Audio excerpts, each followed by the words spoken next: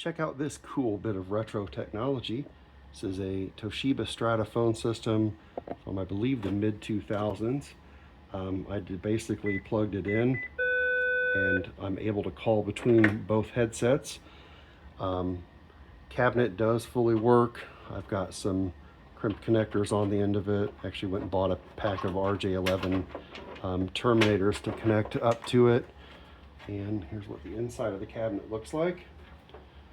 A couple of different boards here that we can kind of poke around at.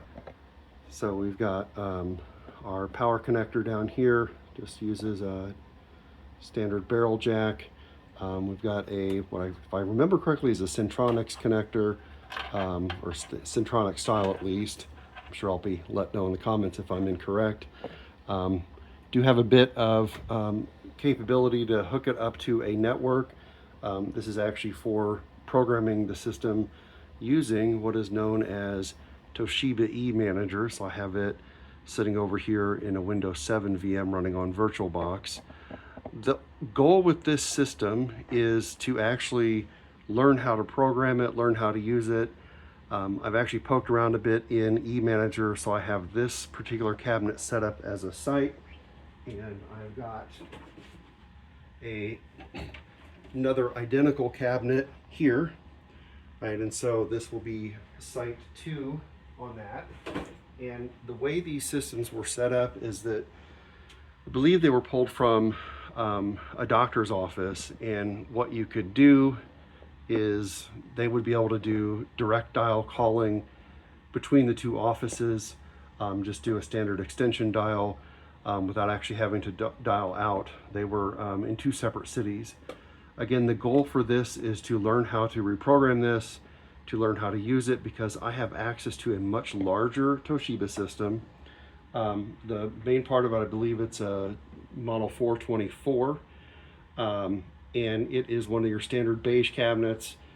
It's got 4 cabinets on it. I'll try to post a link to a picture down below where you can find it. And then that was installed sometime in the early to mid 90s. And then in the early 2000s, they augmented it with this cabinet, probably to give them access to eManager, simply because the larger cabinet that is actually sitting in my server room. So the building I work in is an old high school turned middle school, and now it's a community college campus. And the system was just left on and abandoned when we moved into the building. We don't use it anymore, but everyone's kind of fascinated with it. It has access to what we think is the old intercom system from the building. Just a lot of cool retro technology that exists. I've been interested in phone systems for a while, since my first kind of IT job in the early 2000s. Actually was the systems administrator and was responsible for working on the phone system. I remember having to actually program it hand dial, which you can do with these. So if there's interest, that's why this video is kind of getting posted out. Apologize that it's probably a bit rough. It's my first actual, YouTube video on my own outside of doing stuff for work. But I could go over, manually programming these from the headset, getting into the handset to work on it. I can do a little bit more info on the cards that come with it. And obviously I want to get into showing the Toshiba Network eManager, on this system that I'm setting up, and then the larger system. Hopefully I get a hold of some more handsets. I think I only have 5 handsets for these right now. The cool thing is they do seem to be pretty plug and play. So it obviously gets enough information over it to know how the handset is programmed. I have swapped these back and forth, and this one right now is extension 200. This one's extension 202. And if I swap them back and forth, this one seems to become 202 and this one becomes 200, which is some pretty cool stuff. Don't mind the Panasonic dot matrix printer and IBM keyboard in the background. That's for a beast of a computer that's sitting down there that is kind of my pet project. If there's some interest in that, let me know. But I definitely wanted the focus of this to be on this really cool Toshiba phone system.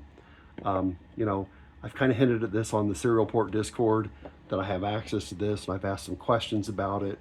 And again, thank you to the serial port Discord folks for steering me down the direction of getting eManager set up, just because it's really essential to learning how to use this. There's some older tools that we can get access to that I have, but they don't seem to be as easily usable with this system. I think one of the things you have to do, there is some serial port connectivity on this.